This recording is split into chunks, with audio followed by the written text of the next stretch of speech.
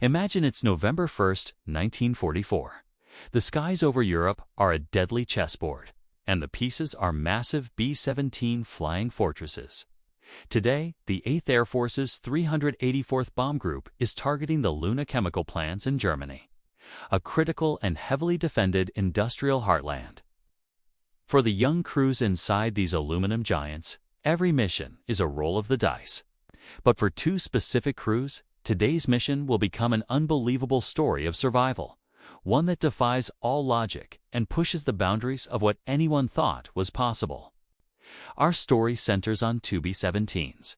In the lead is a plane piloted by Lieutenant William G. Giblin, flying a B-17G nicknamed Phyllis. Below and slightly behind him is another B-17G, Lazy Baby, commanded by Lieutenant Glenn Fragate. Both crews are veterans of the air war, steeled by countless hours staring into the flak-filled German sky. They're flying in a tight combat box formation, a defensive measure designed to concentrate their firepower against relentless German fighters.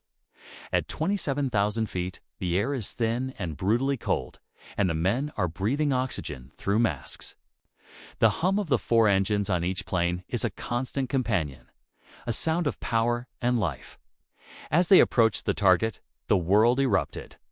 The German anti-aircraft guns, the dreaded flak, opened up, painting the sky with black puffs of death. Each explosion was a sledgehammer blow, rattling the planes and shredding their metal skins. The fighters of the Luftwaffe, the German Air Force, swarmed the formation like angry hornets, their cannons and machine guns spitting fire. The gunners in the B-17s answered back, their 50-caliber machine guns roaring in a cacophony of defiance. The air was a chaotic whirlwind of tracers, smoke, and shrapnel. Inside Giblin's lead aircraft, disaster struck. A flak burst hit them hard, incapacitating the pilots. The control column was ripped from their hands, and Phyllis began a fatalistic, uncontrolled dive to the right, directly into the path of Fragate's Lazy Baby flying below. There was no time to react, no room to maneuver. The collision was inevitable. The impact was catastrophic. Phyllis slammed down onto Lazy Baby with terrifying force. The top turret of Fragate's plane was sheared clean off, a devastating blow that instantly killed the gunner, Sergeant Joseph Russo. The tail of Giblin's plane was mangled, twisted into an unrecognizable wreck by the force of the collision. The number 2 engine on the left wing of Lazy Baby was knocked out, and its propellers chewed into the fuselage of the plane above it. The two massive bombers, each weighing over 30 tons, were now horrifically fused together, locked in a metallic embrace of death. For the men inside this newly formed two-headed monster, the world turned upside down. The combined wreck began to spin violently, plummeting towards the earth in a flat, uncontrolled corkscrew. Centrifugal force was immense, pinning the men to the walls of the aircraft. Debris, ammunition, and personal belongings were flung around the fuselages like they were in a blender. The noise was indescribable, the shriek of tearing metal, the roar of mismatched engines fighting each other, and the terrifying howl of the wind rushing past the shattered airframes. Inside the upper plane, Phyllis, the crew that could still move, scrambled for their lives. Giblin and his co-pilot were likely killed or knocked unconscious on impact, but the navigator and bombardier in the nose managed to bail out. For the gunners in the waist and radio room, escape was a desperate fight against physics. They were being thrown around with such violence that just reaching an escape hatch was a superhuman feat. One by one, they managed to claw their way out into the cold, thin air, pulling their ripcords and hoping their parachutes would open. But the story for the crew of the lower plane, Lazy Baby, was even more harrowing. They were trapped. With the upper B-17 sitting on top of them, most of their escape hatches were blocked. Their pilot, Glenn Fragate, and his co-pilot found themselves staring at the belly of another B-17 through their cockpit window. The wreckage of Giblin's plane was crushing their own. Fragate knew they were in a death spiral. He and his co-pilot fought the controls, but it was useless. The planes were locked together, and the laws of aerodynamics had been thrown out the window. Their only chance was to bail out. But how? The top hatch was blocked. The bomb bay doors might be an option, but the spin was so violent it was nearly impossible to move. In a moment of sheer desperation and incredible courage, Fragate made a decision. He realized that the spin was being caused by the engines.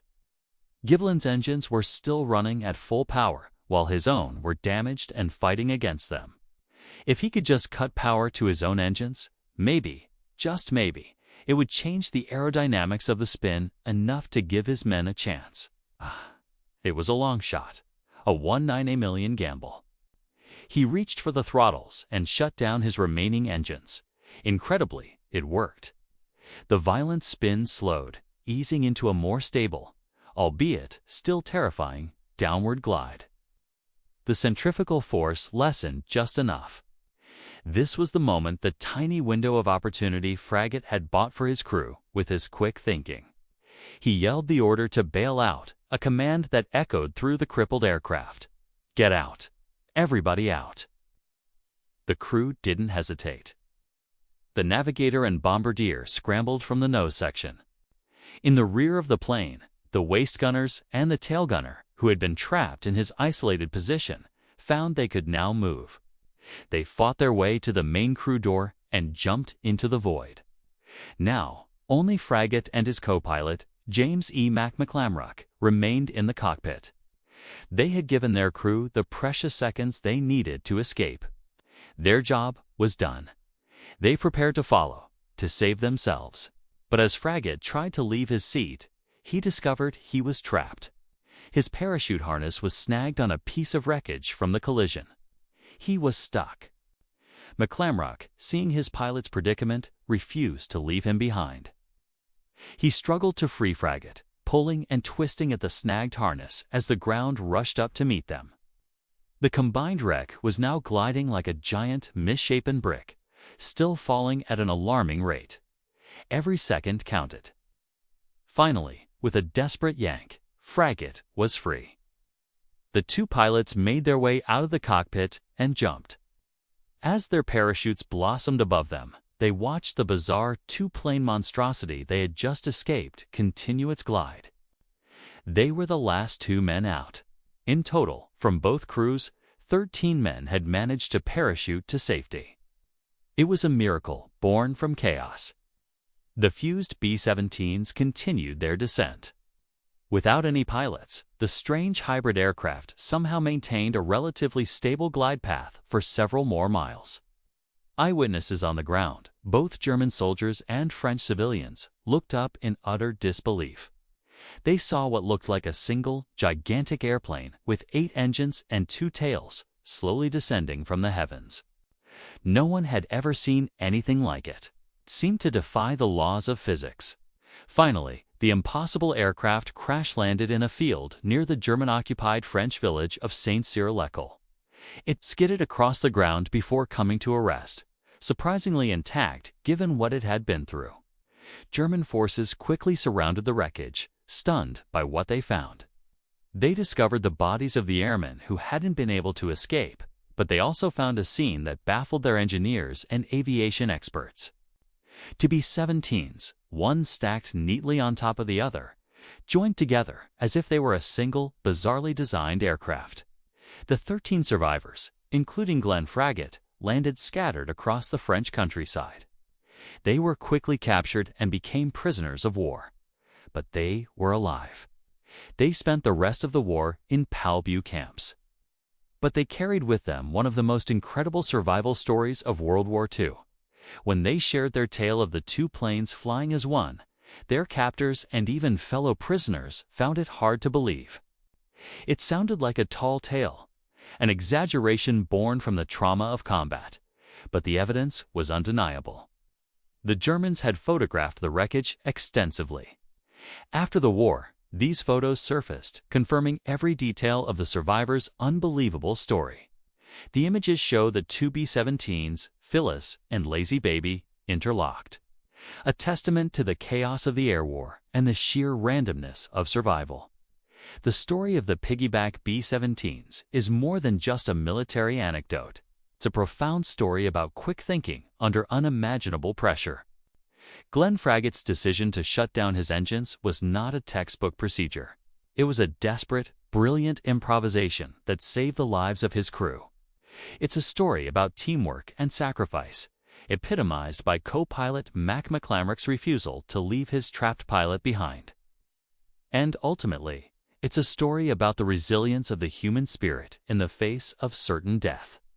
These men were hurled into an impossible situation, and through a combination of luck, courage, and ingenuity, many of them lived to tell the tale. It remains one of the most bizarre and awe-inspiring incidents in the history of aviation. Thank you so much for watching. If you found this story as incredible as I did, please hit that like button and subscribe for more amazing tales from history. Let us know in the comments what you think is the most unbelievable part of this story. We'll see you in the next video.